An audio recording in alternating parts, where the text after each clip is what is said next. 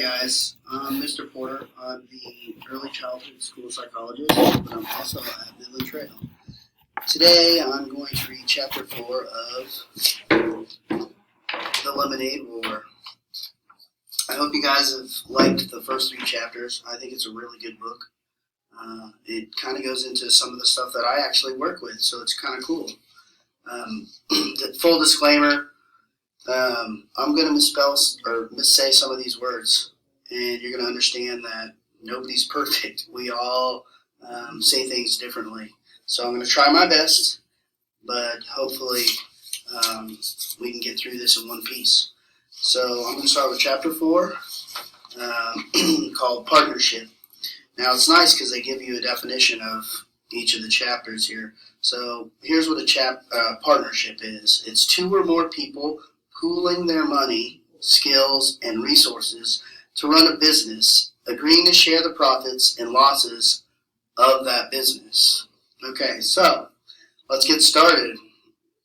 Jesse had been waiting for this moment, the moment when Evan would see their lemonade stand, see the wonderful decorations they had made, see the crowds of people waiting in line, see Megan Moriarty standing by her side. He would see it all and be so impressed. He would think to himself, wow, Jessie is one cool kid. She sure knows how to run a lemonade stand. And then she'd jog over and say, hey, can I help out? And Jessie would say, sure. We were all hoping you'd come over and it would be like old times. Why hadn't it worked out like that? With one part of her brain, Jessie continued to take money from customers and make change. That was the part of her brain that worked just fine. With the other part of her brain, Jessie went over what had happened with Evan. That was the part of her brain that tended to run in circles. She and Megan were selling lemonade. Business had been good. Then Mrs. Polly, a neighborhood mom, walked up. She had had a bunch of kids in her backyard running through the sprinkler. Now they wanted 12 cups of lemonade. 12! It was the biggest sale of the day. Megan got cracking pouring the lemonade, and Jessie took 6 singles that Mrs. Polly handed her. All the kids from Mrs. Polly's backyard were chanting, lemonade, lemonade, lemonade. A fly buzzed by Jessie's ear. They'd been having a problem with flies because of the sticky lemonade spills on their stand. And she cocked her head to one side to shoo it, so she had hands were busy with the money. And that's when Jessie looked up and saw Evan standing there and he was staring. So she smiled, but he didn't smile back. So she waved. Even though she had all that money in both hands, she waved so he'd know that she was happy to see him. And then he stalked off, all stiff-legged and bristly, and she never got to say, sure, we were hoping you'd come over, like she'd rehearsed in her head. And just then, Tommy Polly, who was 2 years old, pulled down his bathing suit and peed right on the lawn. And Megan laughed so loud, Jessie was sure she could hear it all over the neighborhood. That's what had happened. That's exactly what had happened, but Jessie knew that something else entirely had happened. She didn't get it. The way she didn't get a lot of things about people. All she knew was that the sight of Evan walking away with her from her the second time that day made her feel so sad and alone that she just wanted to run up to her room and curl up on her bed with Charlotte's Web. Another good book. Hey, Madame Cash Register, said Megan, nudging her. You're falling behind. Ring 3 for this lady and 1 for this kid here. Jessie turned away from the retreating figure of Evan. That's $1.50, she said to the woman standing in front of her. She took the $5 bill, and the woman was holding out and made change from her lockbox, focusing all her energy on the part of her brain that worked just fine. It's true that even Evan had first walked out of the garage, Jessie had banged up to her room and tried to think of every way possible that she could make his life living misery. She thought of telling Mom that Evan was the one who broke the toaster by playing hockey in the house, which is not allowed. She thought of taking back every one of her CDs from his room, even though she knew that would mean she'd have to give back all of his CDs. She'd even thought of putting peanut butter in his shoes. This was something she read in a book. She loved to imagine that moment of horror when you'd think he'd somehow gotten dog poo inside his shoes. But when these ideas had finished bouncing around in her brain, and when her breathing had returned to normal and her fists weren't clenched at her sides anymore, she knew that what she really wanted was to get the old Evan back. The one who was so much fun to be around. The one who helped her out every jam. Like when she ate all the Lorna Doones, maybe? I don't know. Doones that her mom had set out aside for the Girl Scout meeting. And Evan had ridden his bike to the 7-Eleven and bought a new package before Mom even noticed. How nice. But when she accidentally, well, not accidentally, but how was she supposed to know? Picked the red flowers in Grandma's garden that were a hybrid experiment. Even Evan had said, Evan had said they'd both done it, so that Grandma's disappointment was spread around. It's pretty nice. Or the time that Jessie had smashed the ceramic heart that Dad had given her because she was so mad that he had left them. And then, when she had cried about her broken heart, Evan had glued every single last piece back together again. She wanted back the Evan who was her best friend. But Evan didn't want her because he thought she was a baby. She was going to embarrass him in Mrs. Overton's class. So she had to prove to him that she was a big kid, that she could keep up with the crowd, that she could fit in even with his 4th grade class. I'll show him. I can sell lemonade too, just as good as him and Scott. I won't embarrass him. So Jessie got down to business. She knew she needed a partner. From past experience, she learned that having a lemonade stand alone wasn't considered cool. It was considered pathetic. And her partner would have to be a 4th grade girl, because that's what this was all about, showing she could fit in with the 4th graders. So the question was, who? It had to be a girl who lived in the neighborhood, or at least close enough to bike to her house. And it had to be someone that Jessie had talked to at least once. No way she could call up a girl she'd never even talked to. And it had to be someone who seemed nice. This last part was a problem. Because Jessie knew that she often thought people were nice, and then they turned out to not be nice. Case in point, there were 2nd grade girls, so Jessie decided it had to be someone who Evan thought was nice. Evan knew about these things. He was the one who had explained with his big arm around her shoulder, Jessie, those girls are making fun of you. They are not nice. When Jessie thought about all these different requirements, there was only one obvious answer. Megan Berardi. She lived less than 3 blocks down the street.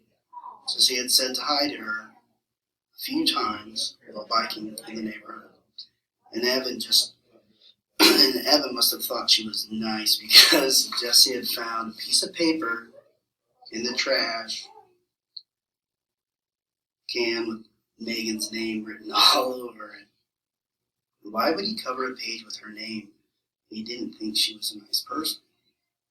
Jessie went to the kitchen, climbed onto a stool so that she could reach the cabinet over the stove. She took down the school phone book and looked through the listings for both of last year's 3rd grade classes. Oh, Megan Rorty. Duh, Jessie remembered. She'd moved in halfway through the school year.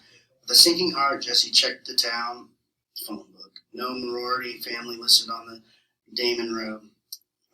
Okay, said Jessie, slapping the phone book shut and putting it back in the cabinet over the stove. Time for plan B. Jessie went to the hall cabinet, got out her backpack, which had been hanging there empty since the last day of school. Inside, she put 3 cans of frozen lemonade from the freezer and her lockbox full of change. She put the $10 bill, still paperclipped to last year's birthday card from her grandmother, in her top desk drawer. Then she went to the garage, strapped on her helmet, and rode off on her bike. As she left the driveway, she could see Evan and Scott's lemonade stand on the corner, but she was careful not to make eye contact. She didn't want to talk to Evan until she was ready to do. Ta-da! Impressive. Her heart leaped when she imagined him ditching Scott to be with her. Megan's house was so close that Jesse got there in less than 30 seconds. And less than 30 seconds wasn't nearly long enough for her to plan what she was going to say. So she rode back and forth in front of the house 15 times trying to pick the right words. "What are you doing?" a voice shouted from the upstairs window. Jessie slammed on her foot brakes and looked up. Megan was staring down at her. She looked huge. Her voice did not sound nice. "Riding my bike," said Jessie. "Why are you riding back and forth?" asked Megan impatiently. "In front of my house." "I don't know," said Jessie. "Want to play?" "Who are you?" asked Megan. "Jessie," said Jessie, pointing down the street toward her house. "Evan's little sister," asked Megan. Jessie felt like a deflating balloon. "Yeah, oh," said Megan. "I couldn't tell 'cause of the helmet." Jessie took her helmet off. "See, so you wanna?" she asked. There was a long pause. "Where's Evan?" asked Megan. "He's out somewhere with a friend," said Jessie. "Oh," said Megan. Jessie looked down at the ground. "People tell you things," Evan had told her once, "with their hands and their faces and the way they stand. It's not just what they say. You gotta pay close attention, Jess. You gotta watch for the things they're saying, not with their words." Jessie looked back up. It was hard to see Megan at all. She was so far up and behind the window screen. Jessie sucked in her breath. "Do you want to do something?" Another long pause. Jessie started counting in her head. 1001, 1002, 1003, 1004, 1005. "Sure," said Megan. Then her head disappeared from the window. A minute later, Megan was at the front door. "Hey," she said, opening the screen. Jessie raised her hand in something that was halfway between a wave and a salute as she walked in. Her sweaty bangs stuck to her forehead where the helmet smashed them down. She was so nervous about saying something stupid. She didn't say anything at all. Megan leaned against the banister of the stairs and crossed her arms. "So," said Jessie. She stared at Megan, who was fiddling with the 7 or 8 band bracelets on her arm. Jessie counted 2 Livestrongs, 1 Red Sox World Championships, 1 March of Dimes, and 1 Race for the Cure. "What's that one?" she asked, pointing to a band bracelet with tiger stripes. Megan stretched it off her wrist and gave it to Jessie. "It's for the Animal Rescue League.